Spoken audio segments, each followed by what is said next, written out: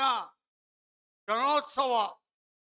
ಈ ಜನೋತ್ಸವದ ದಿವ್ಯ ಸಾನ್ನಿಧ್ಯವನ್ನು ವಹಿಸಿರುವ ನಮ್ಮೆಲ್ಲರಿಗೂ ಪೂಜ್ಯರು, ಪ್ರೇರಕರು, ಕಾರಕರು ಆಗಿರುವ ದೇವೇಗೌಡ ಅವರ ಪಾದಾರವಿಂದಗಳಿಗೆ ಭಕ್ತಿಪೂರ್ವಕವಾಗಿ ನಮಸ್ಕಾರಗಳನ್ನು ಮಾಡ್ತಾ, ನಿಮ್ಮೆಲ್ಲರ ಕ್ರಿಯಾಶೀಲ ನೇತೃತ್ವ, ಸಂಘಟನೆ, ಚಾತುರ್ಯದಿಂದ ಪ್ರಾದೇಶಿಕ ಪಕ್ಷವನ್ನ 25 ವರ್ಷಗಳ ನಂತರವೂ ಕೂಡ ಸಕಾರಾತ್ಮಕವಾಗಿ, ಧನಾತ್ಮಕವಾಗಿ ನಡೆಸ್ತಾ ಇರುವಂತ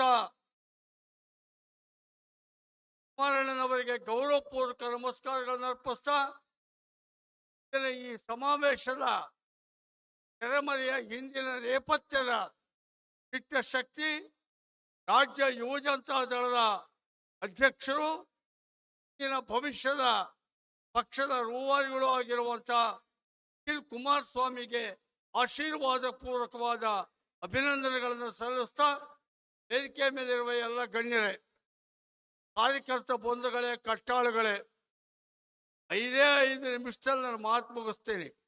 ನಾವು ನೀವೆಲ್ಲ ಕೇಳಬೇಕಾಗಿರೋ ಸಂದೇಶ ಪೂಜ್ಯರ ದೇವೇಗೌಡರ ಸಂದೇಶ, ಕುಮಾರಣ್ಣನವರ ಆವೇಶಪೂರ್ವಕವಾಗಿರುವಂತ ನಮ್ಮೆಲ್ಲರಿಗೂ ಕೂಡ ಕೊಡಬೇಕಾಗಿರುವ ಉಪದೇಶ, ನಿಖಿಲ್ ಕುಮಾರಸ್ವಾಮಿ ಯುವ ಜನತೆಗೆ ನೀಡಬೇಕಾಗಿರೋ ಸಂದೇಶ, ಅದು ಮುಖ್ಯ. ಆದರೆ ಇವತ್ತು ನಾವು ಬೆಂಗಳೂರು ಸಮಾವೇಶ ಮಾಡ್ತಾ ಇದ್ದೀವಿ.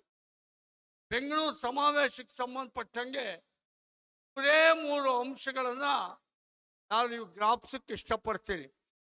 ಜ್ಞಾಪಿಸ್ಲೇಬೇಕು. ಯಾಕಾಗಿದೆ ಅಂದ್ರೆ, ಈಗ 95ರ ನಂತರ ದೇವೇಗೌಡರು ಮುಖ್ಯಮಂತ್ರಿ ಆಗಿದ್ದು 95ರಲ್ಲಿ, ಪ್ರಧಾನಮಂತ್ರಿ ಆಗಿದ್ದು 96ರಲ್ಲಿ. ಈಗಿನ ಎಷ್ಟೋ ಜನ ಯುವ ಮತದಾರರುಗಳು ಇತ್ತಿಲ್ಲ ಅವಾಗ.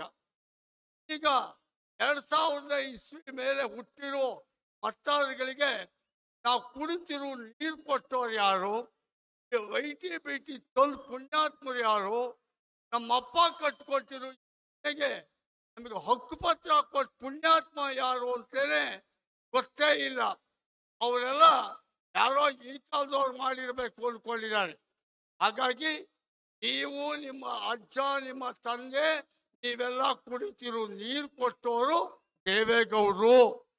ನಿಮ್ಮೆಲ್ಲರಿಗೂ ಕೂಡ ಹಕ್ಕುಪತ್ರ ಕೊಟ್ಟು ತಾರಸಿ ಮನೆ ಕಟ್ಕೊಂಡು ನಗ್ಗೆರಲ್ಲೋ, ಆಪರೇಟಿವ್ ಪಾಳ್ಯದಲ್ಲೋ, ನಾಗಶೆಟ್ಟಿ ಹಳ್ಳಿಲೋ ಇವೆಲ್ಲ ಈಗ ತಾರಸಿ ಬಂಗ್ಲೆಗಳಲ್ಲಿ ವಾಸ ಮಾಡ್ತಿದ್ದೀರ ಹುಡುಗರ ಅಪ್ಪನಿಗೆ ಈ ಖಾತೆ ಮನೆ ಸಿಗುವ ಹಾಗೆ ಮಾಡಿಕೊಟ್ಟ ಪುಣ್ಯಾತ್ಮ ದೇವೇಗೌಡರು ಅನ್ನೋದನ್ನ ನಾವೀಗ ಹೇಳ್ಕೊಳ್ಬೇಕಾಗಿದೆ.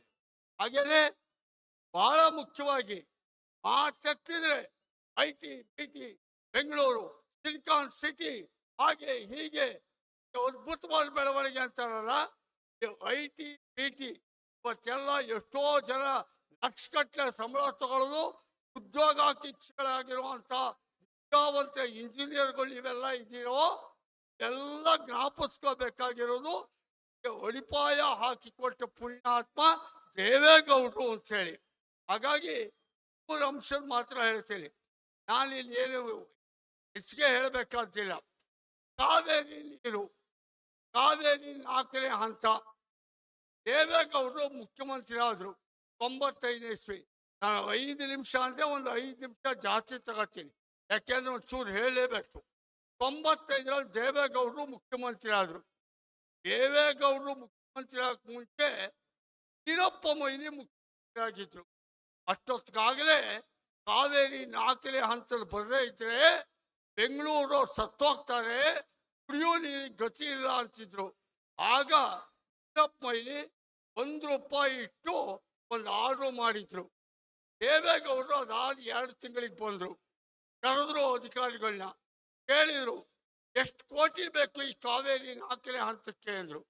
ಅಧಿಕಾರಿಗಳು ಹೇಳಿದ್ರು, ಸರ್ ಹೋದ್ಸಲ ಮುಖ್ಯ ಇಟ್ಟಿದ್ದಾರೆ ಸರ್, ಟೋಕನ್ ಆಗಿ ಇಟ್ಟಿದ್ದಾರೆ, ಆದರೆ 1000 100 ಕೋಟಿ ಬೇಕು, 1300 ಕೋಟಿ. ಮುಖ್ಯಮಂತ್ರಿಯಾಗಿ ಇನ್ನೂ ಆಗಿತ್ತು ದೇವೇಗೌಡರು. 1300 ಕೋಟಿ ಪಕ್ಷ ಬರದು ಮಾಡಿ ಹೋಗಿದ್ರು ಕಾಂಗ್ರೆಸ್ನವರು. ಆಗ ಆ ಕಾರಣಕ್ಕೆ ದೇವೇಗೌಡರು ಅಲ್ಲಿ 1300 ಕೋಟಿ ಹೊಂಚಿದ ಜಾಗಪ್ಪ ಅಂದ್ರೆ OECF ಅಂತ ಜಪಾನ್ ಸಂಸ್ಥೆಯಲ್ಲಿ ಒಂದು 1300 ಕೋಟಿ ಹೊಂಚಿ 9 TMC ಹೊಂಚಿ ನೀರು ಕೊಟ್ರು. ನೀರು ಕೊಟ್ಟು ಪುಣ್ಯಾತ್ಮ ಅವರೇ ರೆವಿನ್ಯೂ ನಿವೇಶನ ಮನೆ ಕಟ್ಕೊಂಡವ್ರನ್ನ ಸಕ್ರಮ ಮಾಡಿ ದೇವೇಗೌಡ್ರೆ ಕೊನೆಗೆ ITBTಗೆ ಸಿಂಗಪೂರ್ ಟಾಟಾ ಟೆಕ್ನಾಲಜಿಗೆ ಅಡಿಪಾಯ ಹಾಕಿ ಪೂರಾ ದುಡ್ಡು ಹಾಕಿ ಅದ್ರ ಕಟ್ಟಿದವರು ದೇವೇಗೌಡ್ರೆ.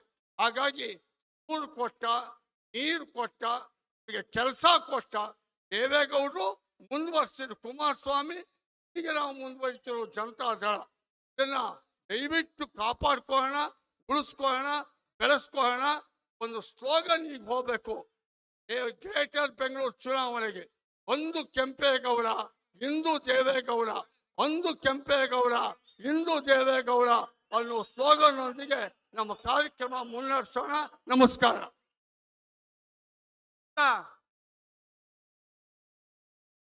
ಈಗ ನಮ್ಮೆಲ್ಲರ ಯುವ ನಾಯಕರು, ರಾಜ್ಯ ಯುವ ಘಟಕದ ಅಧ್ಯಕ್ಷರು ಆಗಿರ್ತಕ್ಕಂಥ ನಿಖಿಲ್ ಕುಮಾರಣ್ಣವರು ತಮ್ಮನ್ನು ಉದ್ದೇಶಿಸಿ